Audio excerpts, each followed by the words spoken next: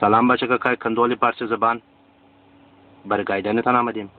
امروز میتین یا صبح میتین؟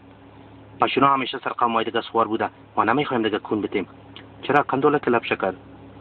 در طول تاریخ تاجیکا، ازبکا، هزارا و تمام قومای دیگه با پشتون بدل خوش کون دادن. حالا که طالبان به زور امریکایا کشیدین نمیخواین دیگه کون بتین برای ما؟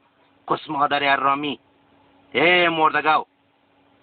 بابیتا گایدیم، ننیتم گایدیم و تر هم میگایم. بس که پریده. سایکو بچه بیدیش. این پشتونا رو میبینی کلشان از راه دور آمدن و میخواین شما را از پس پیش بگاین. ناامیدشان نکو. من میبینم که از چه راه دور آمدن. ولی ما نمیخوایم که از پس پیش کون بتیم.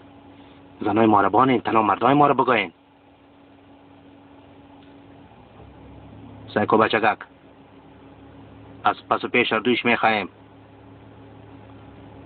هزاره ازبک براتون کون میته.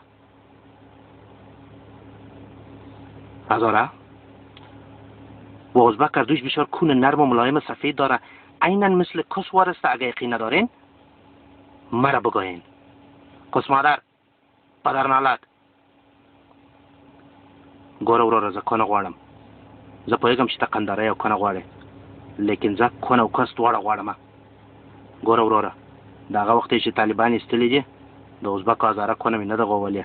که ستا اجازه یې زه غواړم چې دوی وغیم. او هلک هم ډېر ښایسته دی. وګوره.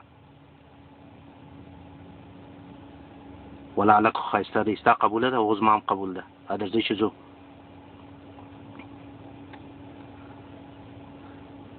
کون ازبک هزاره قبول ماست، ولی سنجا زده بیاین.